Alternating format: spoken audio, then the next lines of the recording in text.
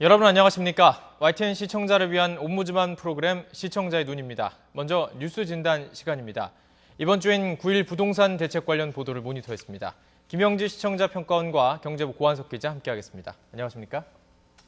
네, 먼저 김영지 평가원, 관련 대책 보도 어떻게 보셨습니까? 네, 지난 9월 1일 현 정부의 네 번째 부동산 대책이 발표되었습니다. 핵심은 재건축 규제 완화와 관련한 것으로 주요 내용으로는 재건축 연한을 단축한 것입니다. 서울, 부산 그리고 인천 등 대도시의 재건축은 준공일을 기준으로 40년이 지나야 가능했는데요. 이번 발표로 그 기준이 10년 단축되면서 30년이 지난 아파트는 재건축이 가능해졌습니다. 도심의 재건축 사업을 활성화하고 기존의 주택 가격을 띄우겠다는 정부의 의지를 보인 것으로 해석됩니다. 이번 발표로 아파트 매매 거래량이 늘고 매매값 또한 상승한 것으로 보도되었는데요. 서울에서도 특히 강남권의 아파트 매매값이 상승했고 재건축 아파트의 매매 호가 역시 올랐습니다.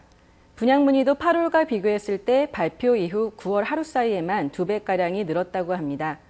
정부가 정비사업의 활성화를 위해 재건축 연한을 단축하고 안전진단 기준 그리고 공공관리 제도 등을 개선한다고 발표함에 따라 재건축 활성화에 대한 기대감이 높아진 것은 분명합니다. 이 밖에 이번에 발표된 부동산 대책이 지난 7월에 발표됐던 정책과 비교했을 때 어떠한 점이 달라졌고 새롭게 제시되었는지 정리가 필요할 것 같습니다. 네, 기존 발표와 좀 차이점 정리가 필요할 것 같은데요. 고한석 기자 정리해 주시죠. 네, 지난 724 부동산 대책의 핵심은 주택담보대출 인정비율 LTV와 총부채 상환비율 DTI 완화입니다. 집을 담보로 돈을 더 많이 쉽게 빌릴 수 있도록 금융 규제를 완화했습니다. LTV DTI는 부동산 화랑기 때 집값 거품을 잡기 위해 만들었습니다. 집값이 가파르게 오르니까 너도 나도 은행에서 돈을 빌려 집을 사자 정부가 집값 대비, 월 소득 대비 대출금의 비율을 제한한 겁니다. LTV DTI는 부동산 규제의 마지막 보루로 여겨졌는데 이 빗장까지 풀리자 꿈쩍 않던 부동산이 움틀대기 시작했습니다. 정부는 여세를 몰아 재건축 규제 완화를 골자로 하는 9.1 부동산 대책을 내놨습니다. 우선 재건축 연한이 최장 10년 단축됩니다. 아파트를 지은 지 몇 년이 지나면 재건축 대상이 되는지 그 기간을 정해놓은 것이 재건축 연한입니다. 지자체별로 조금씩 차이가 났는데 서울의 경우 최소 22년에서 최장 40년이었습니다. 그런데 이 재건축 연한을 일괄적으로 최장 30년으로 조정했습니다. 다시 말해 전국 어떤 건물이든 지은 지 30년만 넘으면 일단 재건축 가능 대상이 되는 겁니다. 그렇다고 30년 지나면 무조건 재건축을 할 수 있는 건 아닙니다. 안전진단 등의 재건축 심사를 통과해야 합니다. 기존에는 안전이 재건축 가능 여부를 결정하는 가장 큰 기준이었습니다. 그러나 앞으로는 안전에 별다른 문제가 없어도 낡아서 살기 불편하면 재건축할 수 있도록 했습니다. 한마디로 재건축을 쉽고 빠르게 할 수 있도록 한 겁니다. 반면 지난 30여 년 동안 우리나라의 주요 주택 공급 정책이었던 신도시 개발은 하지 않기로 했습니다. 일산이나 분당 같은 도시를 더 이상 만들지 않겠다는 겁니다. 인구는 줄고 노령화도 심해져서 더 이상 대규모 주택 수요가 없다는 판단 때문입니다. 주택 공급 정책의 패러다임이 신도시 개발에서 도심 재정비로 전환된 셈입니다. 아파트 분양받는 청약제도도 대폭 바뀌었습니다. 청약제도는 원래 집 없는 서민들이 내 집 마련의 꿈을 이루는 데 도움을 주기 위해 만들어졌습니다. 무주택 기간이 길수록 청약통장 가입 기간이 길수록 점수를 더 줘서 분양 경쟁에서 유리한 위치를 차지할 수 있었습니다. 반대로 집을 한 채 가지고 있는 사람은 감점을 하고 집이 많으면 점수를 더 깎았습니다. 그러나 정부는 이것을 손질해서 무주택자들이 받았던 혜택은 줄이고 집 있는 사람들이 받았던 불이익을 없앴습니다. 아파트 분양 시장에 상대적으로 돈이 있는 유주택자들을 끌어들여서 부동산 경기를 띄우겠다는 계산입니다. 대책이 발표되자 서울 목동과 강남 등 재건축 연한이 단축돼 수혜가 예상되는 지역이 술렁이고 있습니다. 입지와 학군이 좋아서 아파트 헐고 건물을 새로 올리면 수익이 클 것으로 기대되는 지역입니다. 규제를 푼다 해도 재건축 여부를 결정하는 건 결국 사업성이기 때문에 강남 같은 이른바 노른자 지역들이 혜택을 입을 수밖에 없습니다. 청약제도 변화 영향도 적지 않을 것으로 보입니다. 당장 당첨 확률이 높은 1순위 청약자가 수도권에서만 220만 명 늘어납니다. 그만큼 아파트 분양 경쟁이 치열해질 수밖에 없습니다. 네, 고한석 기자가 쉽게 정리를 해주셨는데요. 문제점도 있을 것 같습니다. 김명지 평가는 어떻게 들으셨습니까? 네, 그렇습니다. 한 언론 보도에서 소개된 것처럼 개인이 가진 자산 중 주택이 차지하는 비율은 대략 70% 정도라고 합니다. 그간 부동산 가격이 급락하고 거래가 위축되면서 하우스푸어가 생겨나기도 했고요. 부동산 중개업이나 이삿짐 센터 그리고 건설이나 인테리어 업체 등 주택 관련 업계가 불황을 겪기도 했습니다. 이러한 현실에서 이번에 발표된 부동산 대책은 주택 시장의 활성화라는 차원에서 긍정적으로 평가되고 있습니다. 하지만 가계 안정이라는 측면에서 바라보면 우려되는 점이 없지만은 않습니다. LTV나 DTI를 늘려줬던 724 대책에 이어서 이번 대책 역시 집값 상승을 유도하면서 종국에는 국민 모두가 집을 사기 위해 빚을 내는 상황을 초래할 수 있다는 겁니다. 또한 재건축 활성화는 전세난을 더욱 부추길 수도 있습니다. 현재에도 전세가와 매매가가 큰 차이가 없고 전세보다는 월세 비율이 점차 늘어나고 있는 상황에서 이번에 발표된 주택 정책이 과연 서민 주거 안정을 위한 것인지 의문을 갖는 시선도 많습니다. 이번 부동산 대책이 누구를 위한 정책인지 면면히 검토해서 서민 생활을 위협하거나 혹은 특정 계층을 위한 혜택으로 마무리되는 것을 방지해야 할 것입니다.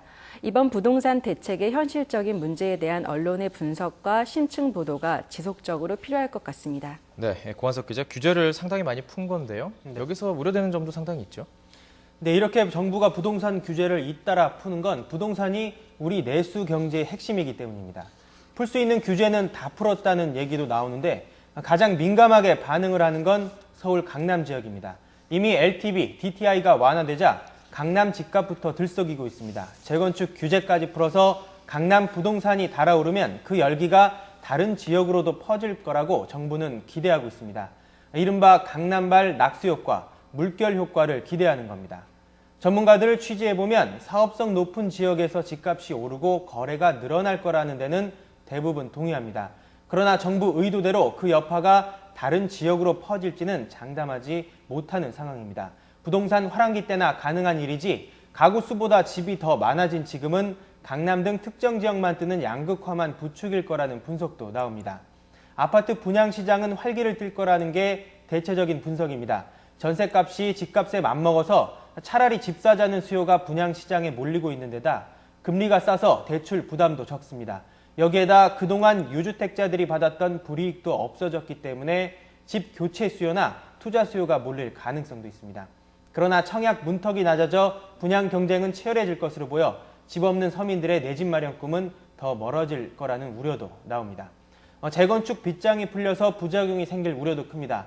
재건축 연한에다 인가 기준까지 완화돼 무분별하게 사업이 추진되고 그 과정에서 부작용이 나올 수 있습니다. 과거 사례를 봐도 재건축에는 커다란 이권이 걸리기 때문에 조합 설립과 건설사 선정 등의 과정에서 잡음이 적지 않았습니다. 건축 기술 발달로 아파트 수명은 늘어나는데 재건축 가능 시점을 앞당긴 건 시대착오적인 정책이라는 비판도 나옵니다. 특히 재건축이 활성화되면 단기적으로는 집값을 띄울 수 있지만 장기적으로는 부동산 시장을 교란하는 요인이 될 수 있습니다. 예를 들어 사업성 높은 강남에 헌 아파트를 헐고 주상복합을 새로 짓는다면 그곳에 서민들이 입주하기는 현실적으로 어렵습니다. 결국 돈 있는 사람들이 돈을 불리는 수단이 될 거라는 거죠. 투기와 지역별 양극화만 부추겨서 서민 주거 안정과는 멀어질 수 있습니다. 부동산을 띄우면 당장은 내수 경기가 살아나는 것 같지만 가계부채도 함께 늘어서 우리 경제의 속병이 더 깊어질 거라는 근본적인 고민도 있습니다. 부동산과 가계부채 따로 생각할 수 없는 관계입니다.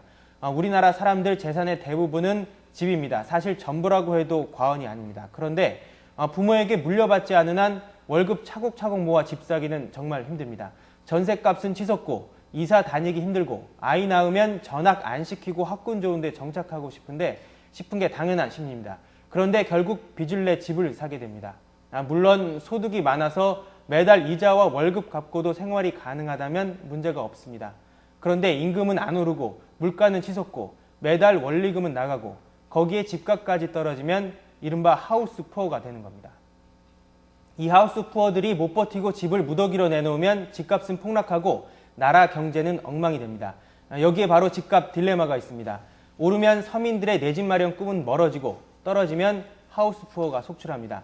비정상적으로 집값을 띄우는 게 아니라 우리 가계의 실질 소득을 늘려 자연스럽게 부동산으로 온기가 돌도록 해야 한다고 전문가들은 지적합니다.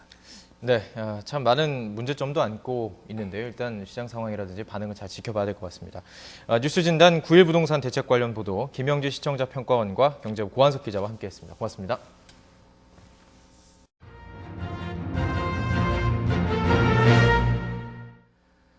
이번엔 시청자들께서 직접 만든 프로그램을 소개하는 시간입니다. 중소기업 중앙회에서 제6회 중소기업 바로 알리기 UCC 공모전을 열었는데요. 여기서 대상을 받은 작품 함께 보시겠습니다.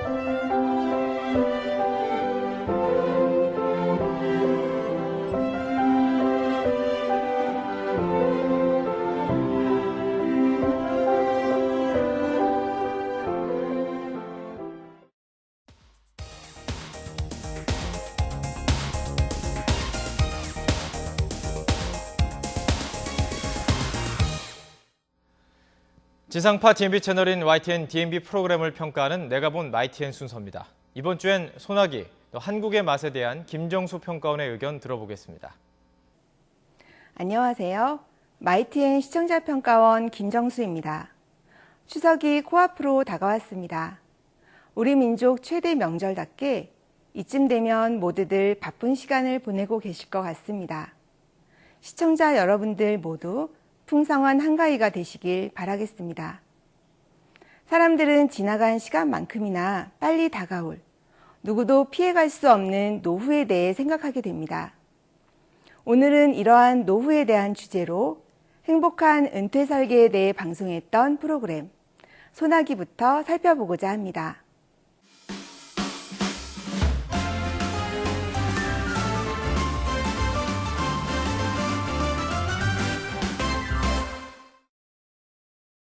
소통과 나눔이 있는 이야기라는 뜻의 소나기는 필요한 정보를 알차게 전하는 토크쇼를 표방하고 있는 프로그램입니다.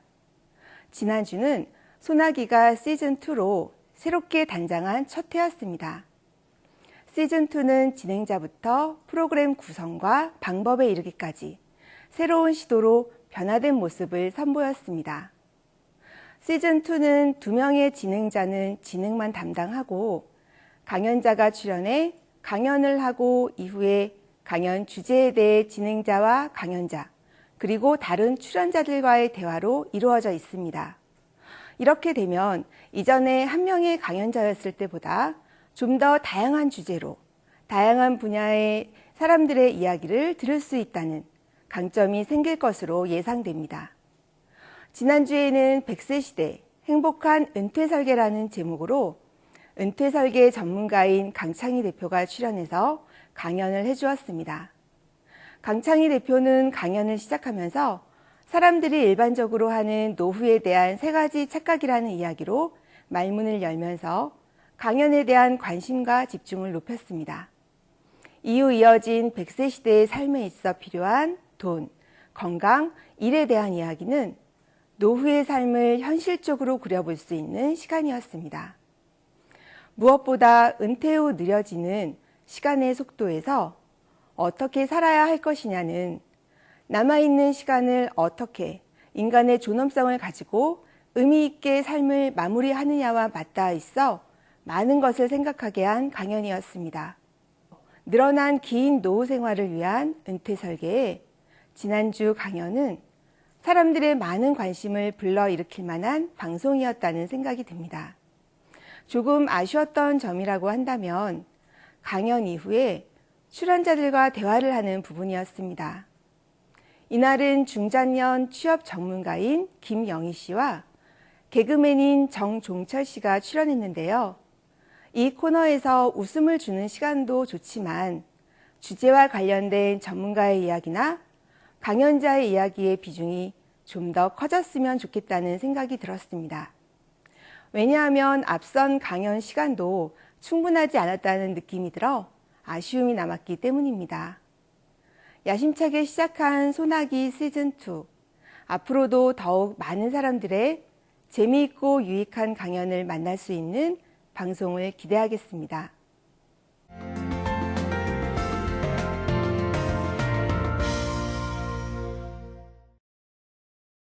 이번에는 한국의 맛 프로그램에 대해 이야기하도록 하겠습니다. 한국의 맛은 언제 봐도 정겨운 우리 고향의 맛을 전해주는 프로그램이라고 해도 과언이 아닌데요. 지난주는 영천, 세월을 품은 맛의 고장이라는 제목으로 방송되었습니다. 방송은 영천에서 유명한 임고서원과 공원으로 시작하여 경상도 3대 시장 중 하나라는 영천 공설시장으로 우리를 안내했습니다. 시장에는 영천에서 오랫동안 이어온 대표적인 음식 돈베기와 곰탕이 있었습니다. 이름도 낯선 돈베기는 상어고기로 영천에서는 잔치나 제사상에 올리는 음식이라는 것을 알 수 있었습니다.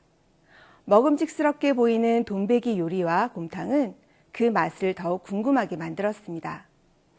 장사를 좌우하는 것은 맛이라는 곰탕집 사장님의 음식에 대한 소신이 담긴 인터뷰와 음식점을 찾았던 가난한 우리 이웃들에 대한 이야기를 들으면서 50년 넘게 전통시장에서 음식을 만들고 지켜내는 것은 단순한 맛이 아니라 그 음식을 만드는 따뜻한 사람들일지 모른다는 생각이 들었습니다. 영천에서 마지막으로 소개된 맛으로는 최근 새롭게 각광받고 있는 산삼 배안근이었습니다. 이것을 활용한 몇 가지의 요리법을 소개해 주었는데요. 제목 그대로 세월을 품은 맛의 고장이면서 거기에 안주하지 않고 새로운 맛을 만들어 나가는 영천의 모습을 볼 수 있었습니다. 매주 우리의 맛을 찾아 소개해주는 한국의 맛. 앞으로도 소중하지만 잘 몰랐던 한국의 맛을 전해주는 알찬 방송 기대하겠습니다.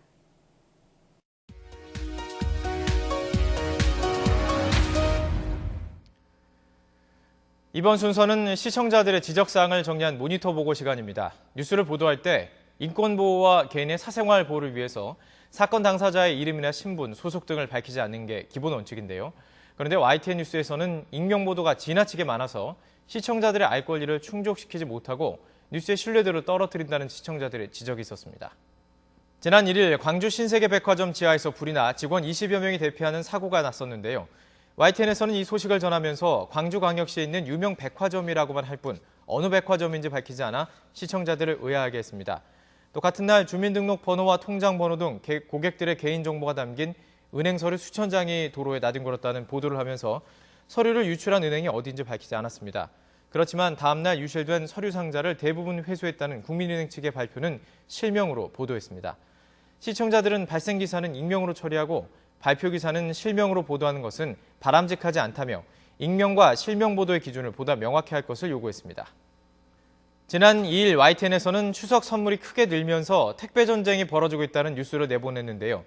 화면에 나온 자막의 띄어쓰기가 두 군데나 틀려서 보기에 좋지 않았다는 시청자들의 지적이 있었습니다. 또 같은 날 배우 이병헌 씨가 20대 여성에게서 협박을 당해 경찰이 수사 중이라는 뉴스를 보냈는데 이때 나온 자막의 글자와 띄어쓰기가 틀렸고 다른 자막에서는 띄어쓰기가 두 군데나 틀렸습니다. 지난 1일 성묘길에 쯔쯔가무시병에 걸리지 않도록 주의해야 한다는 뉴스를 방송했는데요. 리포트 도중 그래픽이 나오는데 내용이 너무 많고 복잡해서 시청자들이 짧은 시간 내에 그래픽 내용을 알 수 없었다는 지적이 많았습니다. 그래픽이 시청자들의 일을 돕는 게 아니라 오히려 눈을 피로하게 만들고 정신없게 했습니다. 그래픽은 복잡한 사안을 단순 명료하게 보여줌으로써 시청자들의 일을 돕는 게 목적이 있는 만큼 그래픽 제작에 좀 더 신경을 써야 하겠습니다.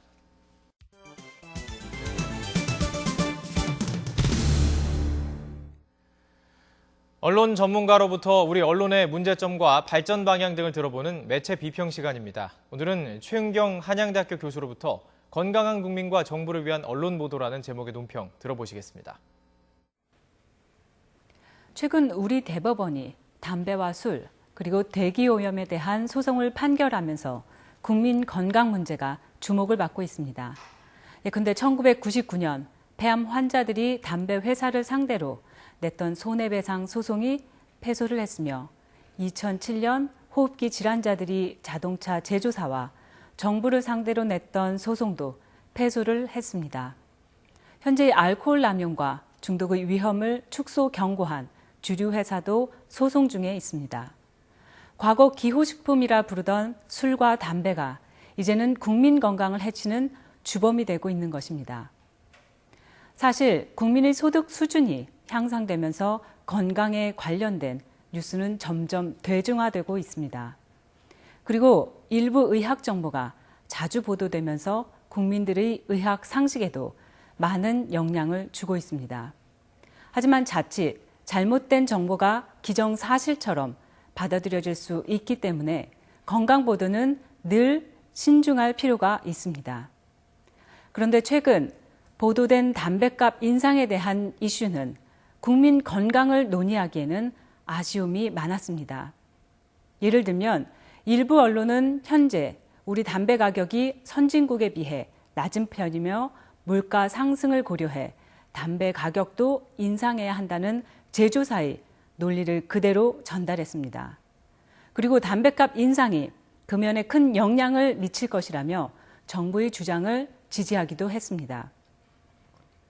특히 지난 9월 4일 뉴스에서는 담뱃값이 5,000원이면 청소년의 절반이 담배를 끊겠다는 조사 결과가 인용 보도됐습니다. 그리고 흡연 청소년의 연령이 갈수록 낮아지고 있는 것과 미국의 대형 편의점에서 담배를 판매하지 않기로 했다는 동향 등이 보도되었습니다. 당정이 담뱃값 인상을 검토하는 상황에서 정부의 담뱃값 인상 정책이 흡연 청소년 문제를 해결하기 위한 것이라는 입장을 대변하는 듯한 언론의 태도는 다소 소극적으로 보입니다. 물론 청소년이 건강을 해치는 유해 환경을 개선하자는 논의는 당정을 떠나 국민 모두가 관심을 가져야 하는 이슈입니다. 하지만 국민의 건강을 염려하는 언론의 보도가 일시적이고 편향적이며 단순하게 보도되는 것은 더 중요한 사실들을 간과할 수 있습니다. 예컨대 언론은 청소년 흡연이라는 심각한 사회 문제가 담뱃값 인상으로 얼마나 해결될 수 있는가 하는 근본적인 질문을 해야 합니다. 그리고 담배 가격이 인상된다면 청소년 흡연 문제를 해결하기 위해서는 정부가 얼마의 세금을 어떻게 써야 하는지 가능한 시나리오들을 좀 더 구체적으로 논의해야 합니다.